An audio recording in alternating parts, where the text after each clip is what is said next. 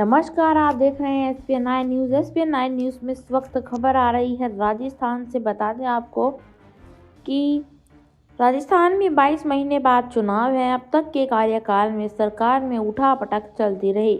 इसके केंद्र में रहे प्रदेश के पूर्व डिप्टी CM सचिन पायलट। उनसे एक बातचीत में पूछा गया सत्ता संगठन और मंत्रिमंडल विस्तार को लेकर कई मुद्दों पर बेबाक बातचीत की। इंटरव्यू में पायलट ने संगठन में बाहर की जिम्मेदारी मिलने के बावजूद राजस्थान की सियासत में लगातार सक्रिय रहने की बात कही है। उन्होंने कहा, राजस्थान छोड़ने का सवाल ही पैदा नहीं होता। जो कुछ भी पद, आदर, मान सम्मान मिला है, राजस्थान से ही मिला है। यह मेरा प्रदर्शन है और ये मेरा प्रदेश है। मेरी मिट्टी में ये मेरी मिट्टी है। यहाँ कांग्रेस कैसे रिपीट हो, यह मेरी पहली प्राथमिकता है। जो पार्टी ने कहा है वह पहले भी किया है और आगे भी करता रहूँगा। पायलट ने इशारों में नाम लिए बिना विरोधियों पर कटाक्ष करते हुए कहा कि पद कितना ही बड़ा हो, अगर लोगों में आपका समर्थन नहीं है, आप लोगों में जज्बात पैदा नहीं कर सकते, अपनापन, एकजुटता नहीं दिखा पाते हैं, तो उस पद का कोई भी लाभ नहीं है। मैं तो जानता हूँ ही अपना माई बाप मानता हूँ। पायलट ने जल्द राजनीतिक नियुक्तियां करने की वकालत की। कहा, नियुक्तियां पहले हो जाती तो हम एक ही जगह 2 कार्यकर्ताओं को मौका दे सकते थे। पहले जो भी हुआ हो, हमें अब आगे की तरफ देखना होगा। पीछे मुड़कर देखने से बहुत ज़्यादा लाभ नहीं होने वाला। पायलट ने प्रदेश की सियासत को लेकर विस्तार से बातचीत की।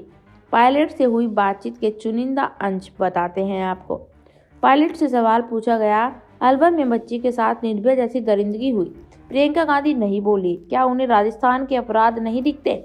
इसके जवाब में सचिन पायलट कहते हैं, यह कहना गलत है कि अपराध नहीं दिखते। अपराध तो अपराध है, लेकिन घटना होने के बाद पुलिस और प्रशासन कितनी गंभीरता से कार्रवाई करती है, वह महत्वपूर्ण है। हमारे यहाँ दुष्कर्म के मामलों की तत्काल जाँच होती है। सरकार जल्द सजा दिलवाने का प्रावधान करती है। अलवर की घटना की जितनी निंदा की जाए वह कम है।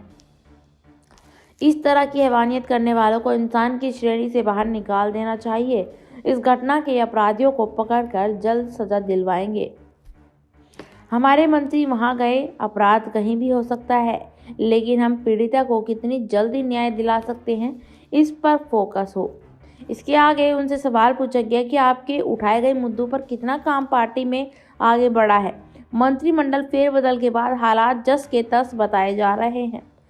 हमारे जो मुद्दे हैं वो हमारे और पार्टी आलाकमान के बीच के हैं।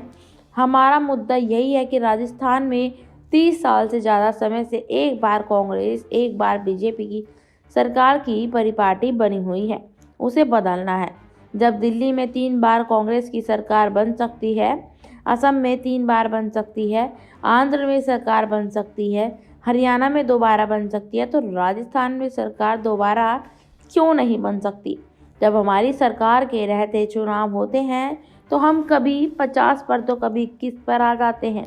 उस परी पार्टी को तोड़ने के लिए हमें कुछ अलग करना पड़ेगा। उस संदर्भ में मैंने कुछ शर्तें बताई थी। सोनिया गांधी, राहुल गांधी और प्रियंका गांधी ने मिलकर उस पर सकारात्मक कदम उठाए हैं। अब तक जो कदम उठे हैं वे सही दिशा में हैं। हमें उसी दिशा में काम करना है ताकि 22 महीने बाद जनता का आशीर्वाद कांग्रेस को मिले। इसके बाद वो कहते हैं कि हमें 3 दशक की परिपाटी को तोड़ना है। हाल के उपचुनाव, नगरपालिका और पंचायत चुनाव में कांग्रेस को बहुमत मिला है। बीजेपी की तो कई जगह जमानत जब्त हो गई है। फिर भी हमें विपक्ष को लाइटली नहीं लेना चाहिए। सक्रियता से संगठन और सरकार मिलकर काम कर रहे हैं। मंत्रिमंडल का विस्तार हुआ है। कैबिनेट में दलित मंत्री नहीं था। आलाकमान सरकार ने पहली बार 3 दलित कमेटी कैबिनेट मंत्री बनाए हैं। ऐसी और खबरों के लिए देखते रहिएगा SPN9 न्यूज़। धन्यवाद।